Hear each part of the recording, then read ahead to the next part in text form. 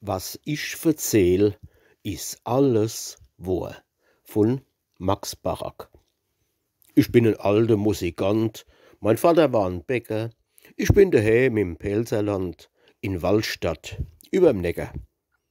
Du lieber Gott, is lang schon her, ich weiß es selber recht nicht mehr, wann ich dort bin geboren. Ich weiß halt nur, ich war mal jung, ein Kerl zum Fresse, lustig Blut, wie man's sein soll, und bin Soldat gewesen. Jetzt bin ich über 80 Jahre, mein alter Kopf hat schneeweiße Haare, ich bin ein Hannebambel. War ein rechter Spring ins Feld in meine junge Hose und hab mich durch die ganz weit Welt mit der Trompet geblose. Jetzt will's mit einer alte Bä und mit dem Blose nimmi gehe. Ich hock halt in meinem Stippche. Doch bin ich ein alter Trop und hock da still und müßig. Ich bin, trotz meinem alten Kopf, nicht lebensüberdrüssig.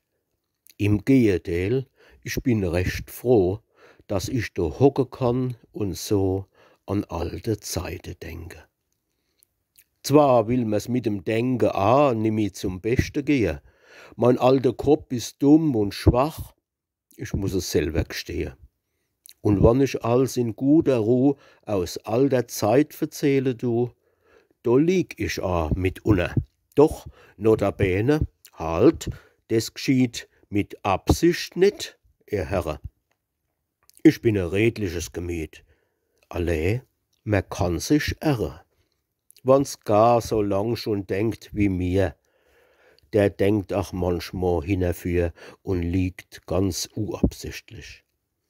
Drum, wann ich jetzt verzähle uns scheint euch, ich steht liege, seid still und horcht nur ruhig zu.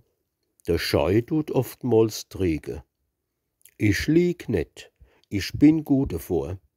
Was ich verzähl, is alles wahr, wann ich mich net irre.